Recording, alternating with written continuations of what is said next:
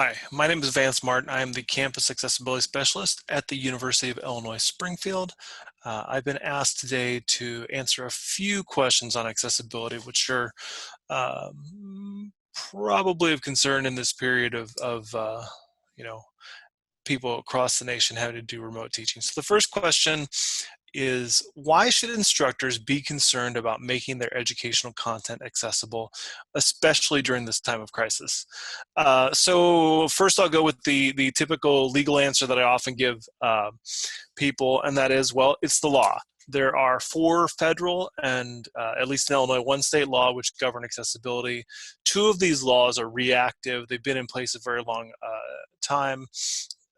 They basically say, if you have a student within your class who has some form of a disability, then you have to make accommodations for that student to meet their needs.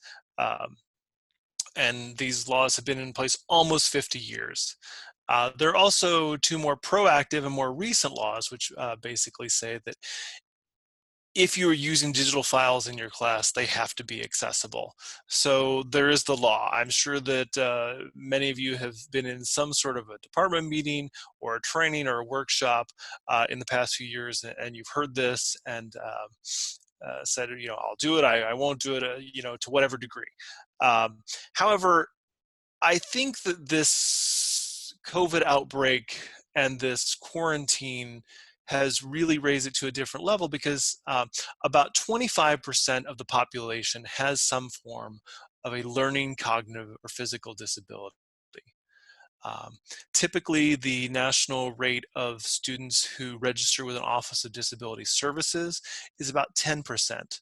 So that means that about 15%, or that difference of 15%, are students who have some form of a disability but aren't registering and are trying to, just deal with it in a normal classroom. Well, we've just thrown that to the wind by putting students in remote classrooms with faculty who may or may not have experience in doing this the best way. So I think you're going to see a major rise in students who have problems. I've been reading a lot of posts from frantic teachers at my institution, at other people's institutions, on some listservs I'm on to help faculty with these issues. And there are a lot of frantic issues getting up to speed on how do I use Zoom?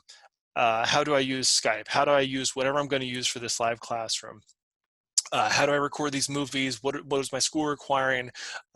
With all of these things, I think accessibility is put on the side, but I think you're going to have more students who are having issues within your class that you may or may not have noticed before. A lot of students who have hearing disabilities may not report it, but when we start doing videos in an online or remote setting, these are going to be, these issues are going to be accelerated. How are the students going to get that same information that we're hoping that they're going to get through our videos? So yes, there's the legal. I haven't seen anything that said any of the legal issues have gone away or have been put on a shelf for this. But I think that the bigger issue, as always, is trying to make the content that we are trying to convey to these students who are, scared and concerned and, not sure about their future, not sure about their home future, more comfortable, and make the material understandable to them, perceivable to them, something that they can understand. Because I think that is all of our goals as instructors, is to do that. So I think that this raises some very big issues for faculty to think about as you're moving things online and as you're working with these students over the next few weeks, at least in the spring semester.